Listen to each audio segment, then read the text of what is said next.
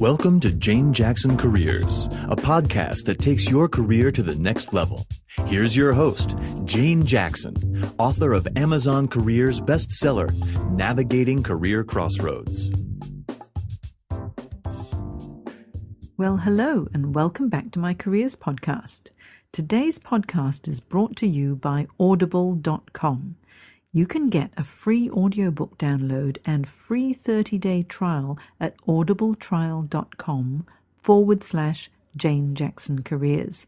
There are over 180,000 book titles to choose, so give it a go and get your free audiobook today from audibletrial.com/Jane Jackson Careers.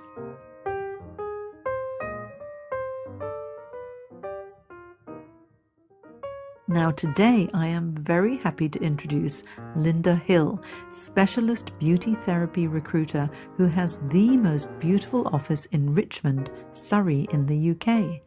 Linda brings a winning combination of attributes to the competitive field of recruitment: comprehensive academic training, practical business experience, people skills, and accountability.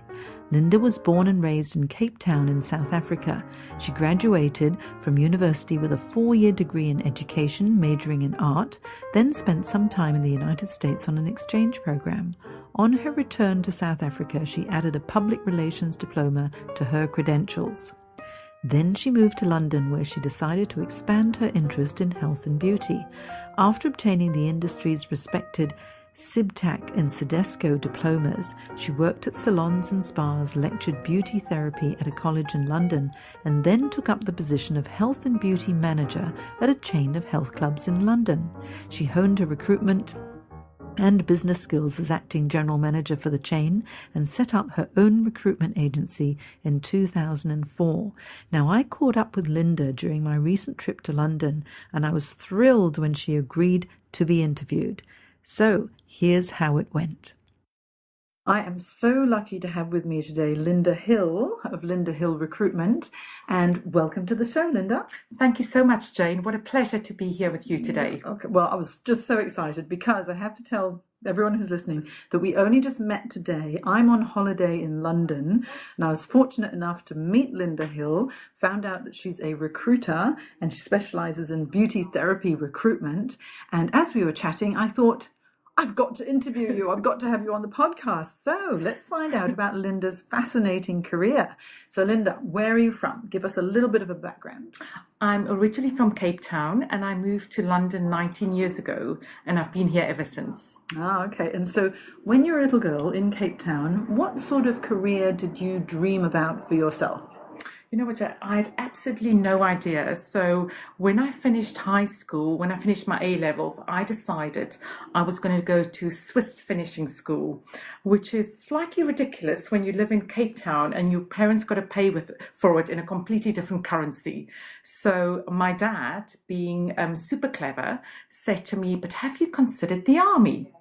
And of course I haven't. And he said to me, "It's very, very similar. Swiss finishing school and the army, it's very similar." Now, in my eyes, they weren't similar at all. So then he came up with his trump card and he said, "Linda, actually, it might just be easier getting into Swiss finishing school because for the army, they only choose 200 girls each year in South Africa. So you probably won't get in." And of course, that just spurred me on. And of course, now Swiss finishing school was forgotten. And I was just thinking, how could I get into the army? What a smart father. Yes, absolutely. So tell me about the army. Once you got in, training must have been really arduous. Yes, it was a very challenging year, and you learn all sorts of skills. And I think looking back now, the biggest thing was probably learning about leadership, but also how to deal with different people from all walks of life. So, and also I think it teaches you the importance of camaraderie. And I think in business and in life, that's so important, especially when things are tough. You need good people around you and you need support around you. So being in the army, did you have to learn how to use some of the equipment? Yes. Yeah? Oh, okay. So yes. What did you use? Like hand grenades or guns? Or what sort of equipment did you learn how to use?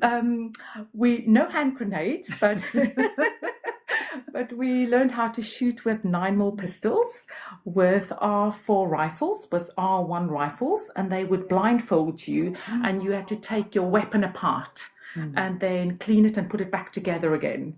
Wow. So yes, challenging. Wow, so you're using rifles. I have to tell everyone that Linda is really beautiful. She's very delicate. she's into beauty therapy and other things, but just I can't imagine you with the gun. No. Or with a rifle. Oh, goodness. So how long were you in the army? It was only for 1 year. And what happened after that? After the army, I decided I was going to go to university. The first day I arrived at university, I couldn't find my class. So I said to one of the lecturers, I said, could you point me in the right direction? And he said, oh my gosh, they've discontinued the course. So I said, what will I study now? And I said, what do you teach? And he said, I teach art. I said, how long is your course? He said, it's a 4-year degree. I said, I'll do that then. I'll follow you. And that's what I did. I ended up doing a 4-year art degree. And after you graduated? After I graduated, I was super fortunate to be chosen as part of a student exchange program to California. And together with others, we bought a van and just traveled all over the country. So it was one of the most wonderful experiences and years of my life.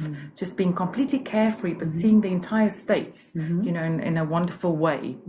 And so you had a bit of a traveling gap year in a way. Yes. And then when you started working, yes, it was in art? Yes, it was in South Africa. So I was the art teacher for a school, and which I absolutely loved. But then I thought, what else could I do?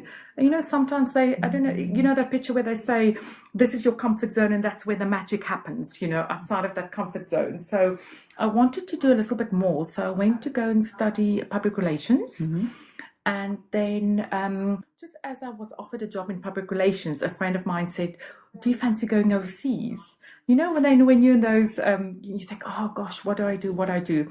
Then I read this quote, and it said, and that kind of made up my mind. The quote said, don't follow the path where the path may lead, go instead where there's no path and leave a trail. And that kind of made up my mind to go overseas. And that was 19 years ago. Wow. And so where did you go? I came to London first and then ended up in the Scilly Isles and worked on the Scilly Isles for the summer, which was wonderful. And then have been in London ever since. Okay. Yes. And so now you're in recruitment now, but prior to recruitment, what were you doing? I changed careers. When I came to London, I decided I'm going to study something I'm passionate about. So I studied beauty therapy, which I absolutely loved, and then moved into beauty lecturing because that was my background, the teaching. And then from beauty lecturing, I moved into management, which was also wonderful.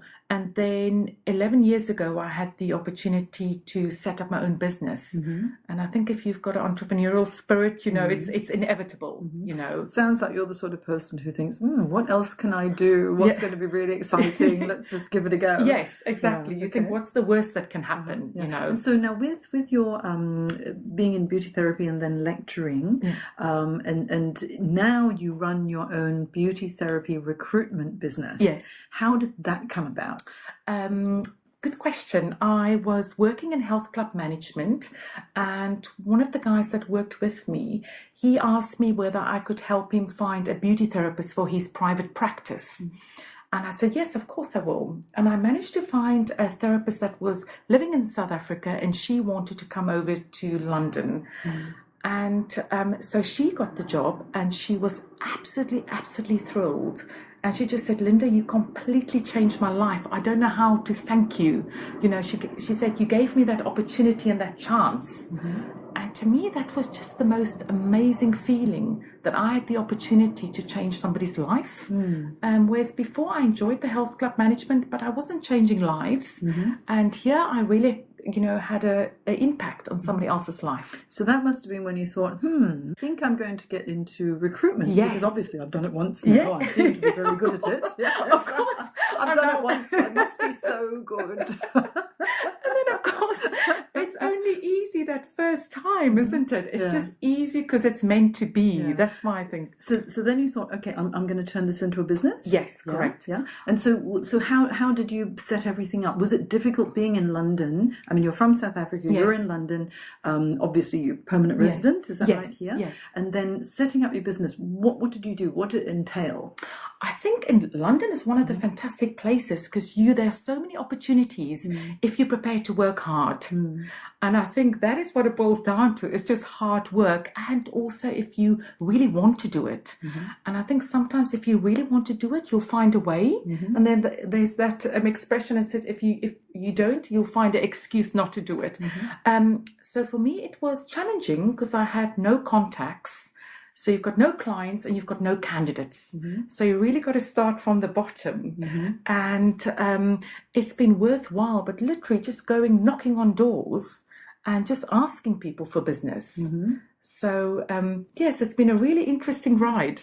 And so did you say 11 years? Yes, yeah, 11 years. And what we're doing now, we're sitting in one of your therapy rooms and there's a beautiful mirror with sparkly things and towels everywhere, and I mean it's just so lovely in this area. So now you're a recruiter, why are we in a room where it looks like a massage table? Good question. So we want to make sure for our clients that we provide them with the best service. And for us, that means making sure that we thoroughly screen people. So if somebody's going to come and work as a beauty therapist, you don't just want them to be a wonderful person, but you want them to be great at their treatments.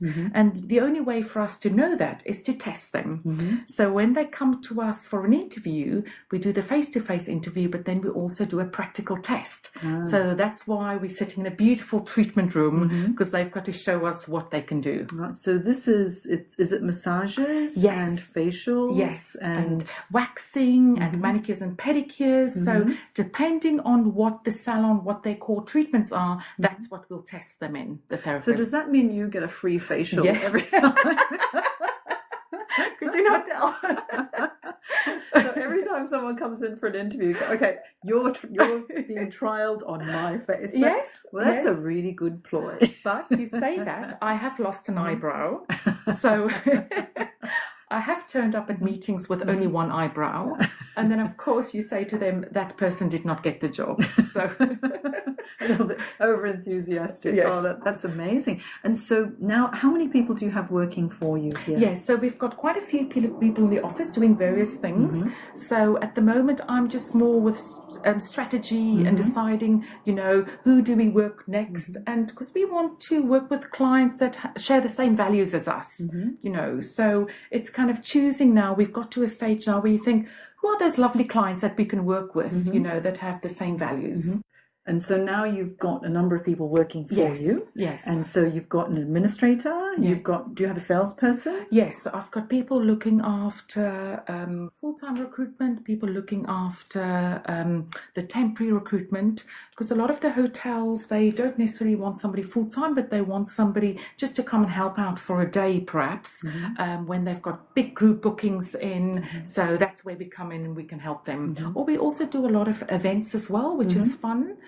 For the therapist to do, and we help out at big ones like London Fashion Week, or we've got the different shows at Olympia or Excel. So there's a lot of exciting events for the girls. Oh, fantastic! Yes. And so now you were telling me earlier when we were having a cup of coffee that you've got an online booking system for all of your clients. Yes. Tell us how that works, because that sounds really interesting. It's something I haven't come across before in Australia. Yes. So let's find out about your recruitment method. Yes. So we just want to make it as easy and as stress-free for our clients. So we've decided to give them the opportunity to book on a 24-hour booking platform whereby they can access all our rotas and just see who's available and book those therapists directly. Okay, so they're your regular clients. Correct. They just go online if they need someone who does facials or massages or whatever. They can have a look to see who's on your books. Yes. They can book it automatically, They book and then whoever person it is will just turns up. Exactly. Fantastic. You've got them all well trained. Yes. And it's so, having the system automated must have really made the whole process so much easier for you. Yes, it made it a lot easier for the clients as well, because previously they had to wait on us to get back to them, and now they can just book it 24 hours a day. Oh, that's amazing. Yes. Just incredible. So how many people do you have on your books? We work with a small handful of therapists, because we want to ensure that whoever we send out, they're going to be really good brand ambassadors for us. So it's not so much about the quantity, it's more every time we send somebody that we want to ensure that client has a fantastic experience with us. Okay, so you've vetted them very, very carefully. Yes. So now you've always had that entrepreneurial bent to you. For anyone getting into entrepreneurship, what advice would you give them? I would say find something you're really passionate about. I think it takes a lot of hard work, and I certainly underestimated what it would take to set up and run a business. But I think if you really love what you do, it doesn't feel so much like hard work, and you can keep on going when the going gets tough, because there's a lot of highs, but there's also a lot of lows when you run your business. But if you really love what you do, it doesn't feel so much like work. What's the best thing about being the boss of your own business? I think it's not having to answer to anybody else. And I think when I work hard, it's because I want to, and I want to delight the client. I'm not watching the clock. I do it because I want to do it, and I think that just puts a whole different spin on things. Now, let's find out what you think. If someone wanted to get into beauty therapy, what would you recommend? I would say study, find out about the best course that you can take. And then I think it's all about experience. And there's so many different avenues in the beauty industry, whether it's 5-star hotels or it's salons or it's aesthetic clinics. And each one of us, there's a little bit of a preference. Sometimes we prefer to work in a bigger environment, or sometimes with a small team. So I think to find somewhere where it fits your personality, and because then you'll stay longer and you'll get the most from it. Yeah, it's so important to have the job satisfaction. Yes. So now, if someone wanted to, if they're in the UK, and they wanted to get onto your books, where would they find you? They can call us up. We want to hear from everybody that we can potentially help, or they can go onto our website. And what is your website? It's www.lindahillrecruitment.co.uk. Okay, and what's the number that they need to call if they want to reach you? It's in London. It's 020-8288-0538. Fantastic. So any beauty therapists out there in London who are looking for a job, Linda Hill is the one to go to.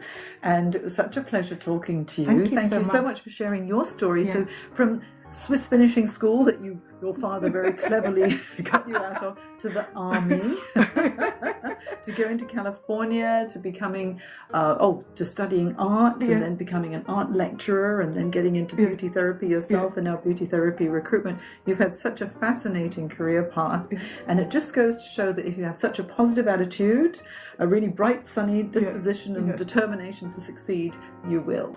Thank you. It was a pleasure. Thank you so much. Thank you for having me. Bye. Bye-bye.